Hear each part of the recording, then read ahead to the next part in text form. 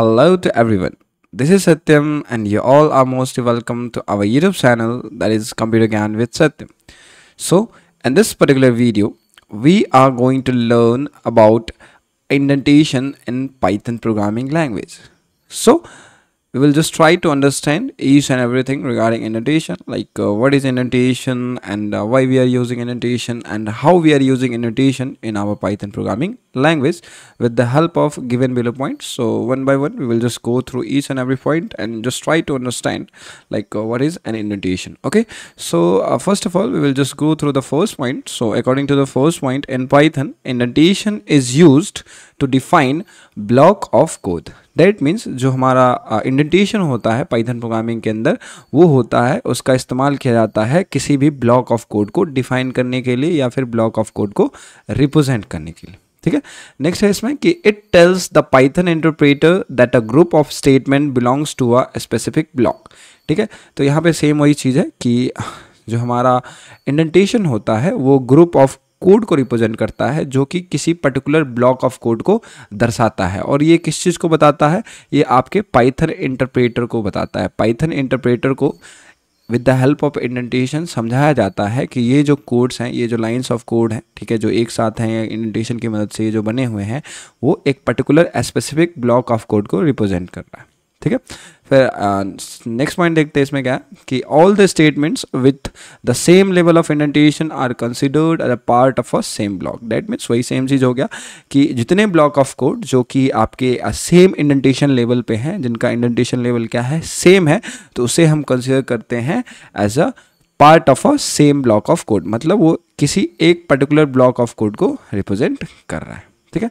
Next है इसमें कि indentation is achieved using white space, जिसको हम स्पेस भी बोल सकते हैं, अदरवाइज आप उसे टैब्स के स्पेस भी बोल सकते हो, at the beginning of each line of a code. So basically जो आपका इंडेंटेशन होता है वो एक वाइट स्पेस होता है, ब्लैंक स्पेस होता है, जो स्पेस आप स्पेस बार्स की मदद से भी दे सकते हो, अदरवाइज टैब्स की मदद से भी दे सकते हो, या फिर अगर आप इंडेंटेशन क्रिएट करते हो जिस किसी भी स्टेटमेंट के नीचे, तो आप जैसे वहाँ पे कूलम्स लगाओगे, आगे हम आपको समझाएंगे कि किस तरीके से इंडेंटेशन बाय डिफ़ॉल्ट आपके प्रोग्राम्स में हो जाता है.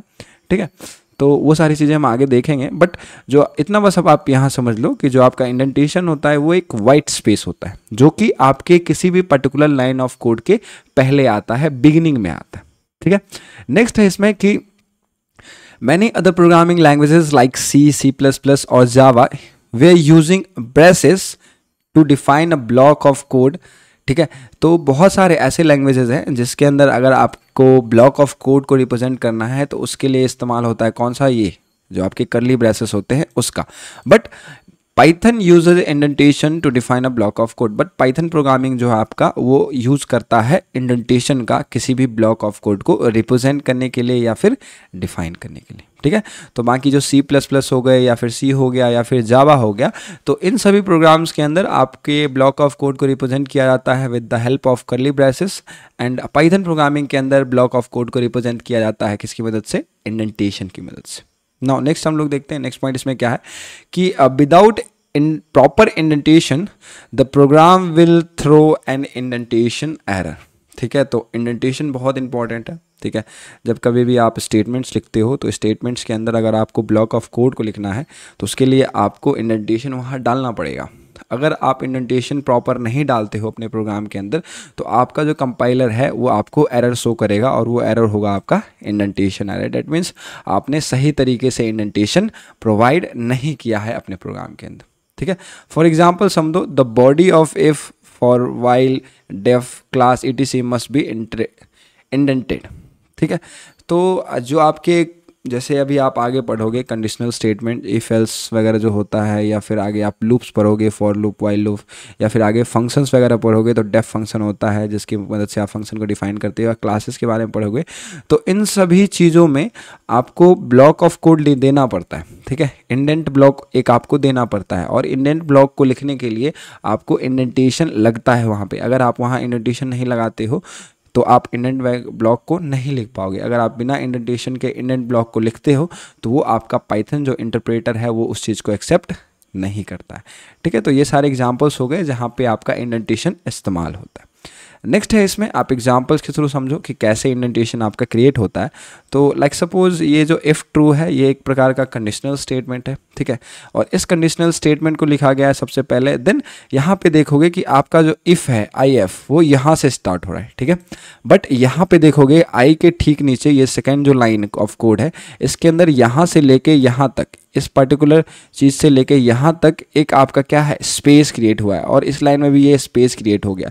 तो ये जो स्पेस है ना इसी को हम लोग बोलते हैं इंडेंटेशन, ठीक है। ये जो स्पेस क्रिएट हो रहा है, वैसे नॉर्मली अगर आप प्रोग्राम लिखते हो तो आपने इफ़ ट्रू लिखा तो आपका प्रिंट भी है, प्रिंट का पी यहाँ पे आएगा और प्रिंट यहाँ पे लिख के आएगा। बट जब कभी भी आप यहाँ पे किसी पर्टिकुलर स्टेटमेंट के अंदर कोई ब्लॉक ऑफ कोड को लिखना चाहते हो तो उस चीज़ के लिए आपको इंडेंटेशन की आवश्यकता लगती है, उस चीज़ के लिए आपको इंडेंटेशन देना पड़ता है ताकि आपका जो ब्लॉक ऑफ कोड है वो रिप्रेजेंट हो सके किसी भी पर्टिकुलर स्टेटमेंट के लिए आपके प्रोग्राम्स के अंदर, ठीक है। सिमिलरली नेक्स्ट एग्जांपल देखोगे तो इसमें भी सेम वही चीज़ है, ठीक है, बट इसमें देखो कि हमने इंडेंटेशन नहीं लिया है, ठीक है।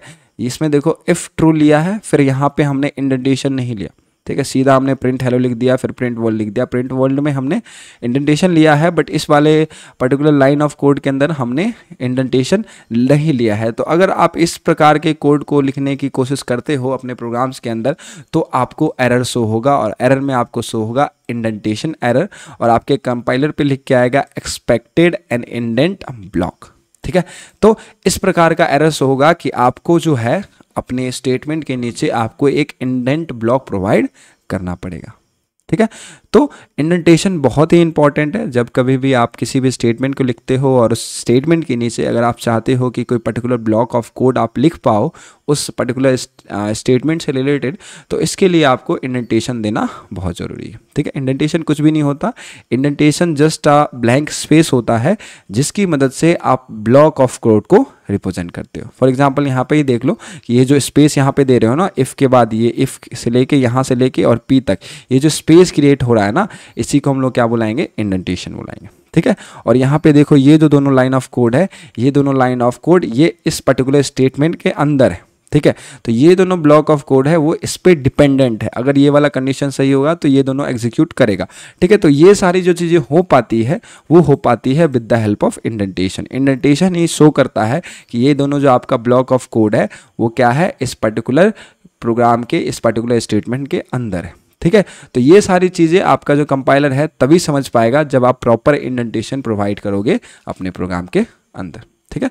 सो आज के वीडियो के लिए इतना ही बस। आज की वीडियो में हमने जाना कि पाइथन प्रोग्रामिंग के अंदर इंडेंटेशन क्या होता है और इंडेंटेशन को हम किस तरीके से अपने प्रोग्राम में यूज़ करते हैं, ठीक है। So thank you so much for watching this video and do like share and subscribe. Thank you so much.